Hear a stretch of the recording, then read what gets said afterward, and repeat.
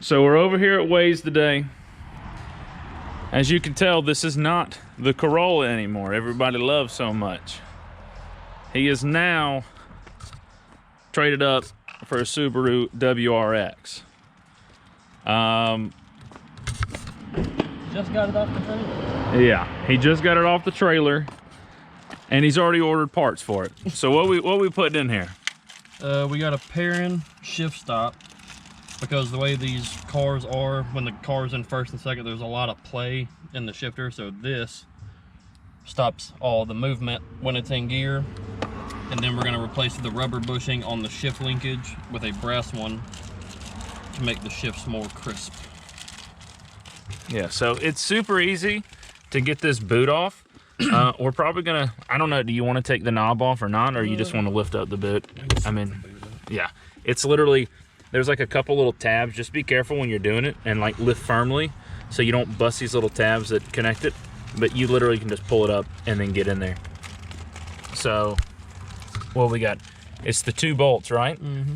2 bolts, and then this right here. Mm-hmm. That stays though. That stays? Just the bolts come out. The Perrin one will sit like it this. Shows like that. So that one goes on the other side, and then that's pretty much it. And then we'll get up underneath it. We gotta probably put it on ramps because we don't have a lift or anything. So we're gonna put it on ramps, probably put some jack stands underneath it and make it sturdy and safe. And then we'll be crawling underneath.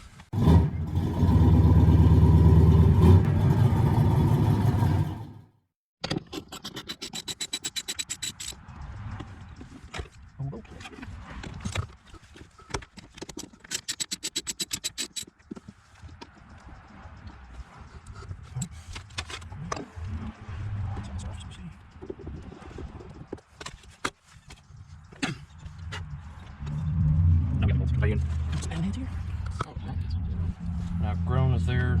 Do you adjust it at all? You'll have to, that's the thing, you'll have to play with it once it's on. And you'll have to loosen those Allen keys. Yeah, so just make them finger tight for now. Mm-hmm. We'll tighten them down enough to where my rule of thumb is, because both sides of the, so you basically have a shift stop on both ends, both sides of it now, right? You got to make sure whenever you're adjusting it that you can put it in reverse and then put it into first, because those are the 2 gears that are going to be the most narrow, because the stops will block those gears if you don't adjust them properly.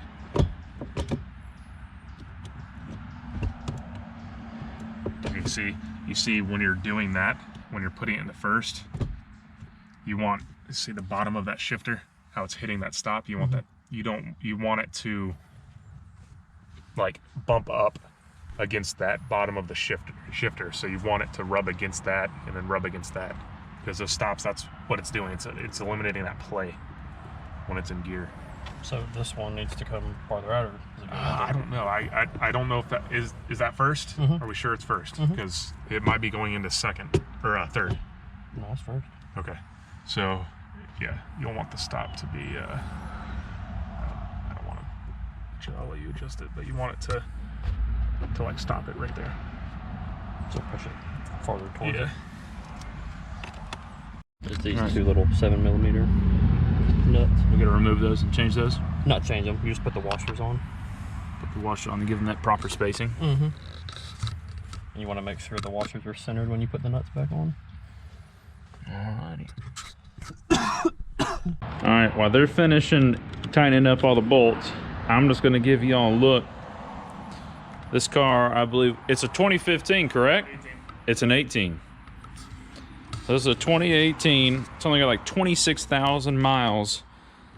Wade decided to go with Carvana this time, and they delivered it to his house, which is super cool. He didn't have to go haggle with anybody, no nothing.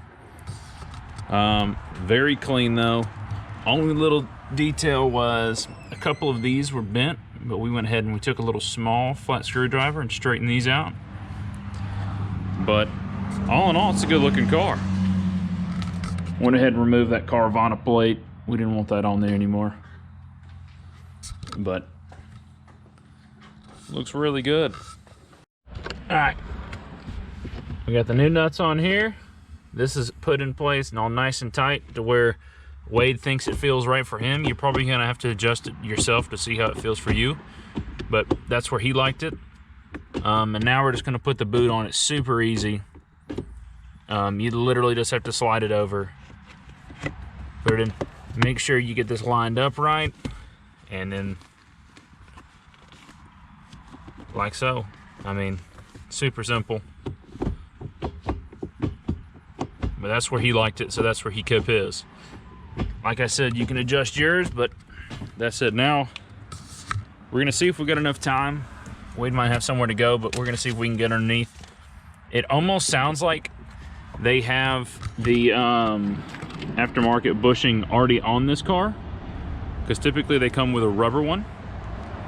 But we're gonna get in there and look. If not, we have the aftermarket one with us, and we're gonna install it.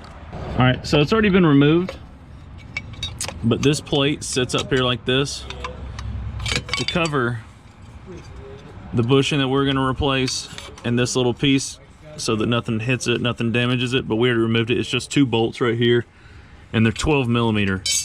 And you just back these out, and then now we're gonna remove this little cotter pin. This comes off, and we gotta be easy and pop that off.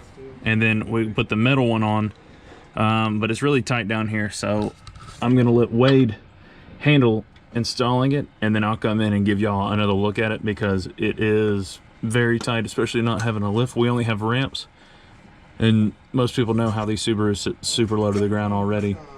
So give us half a second.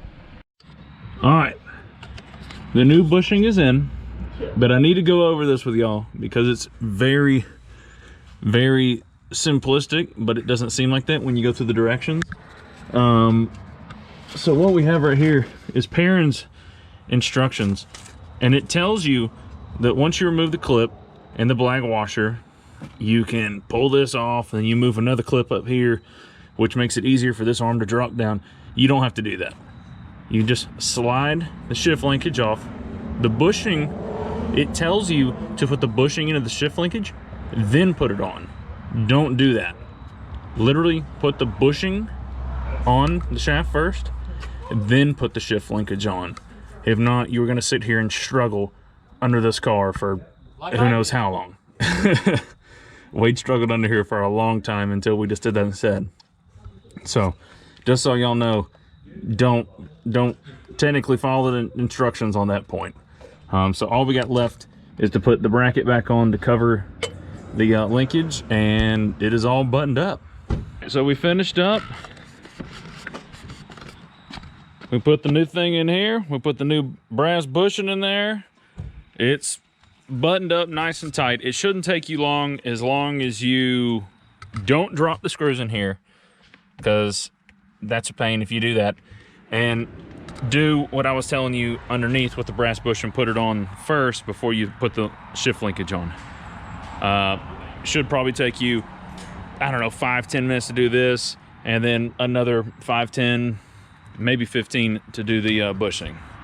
But very easy, very simple. Appreciate y'all watching. Make sure you like, subscribe.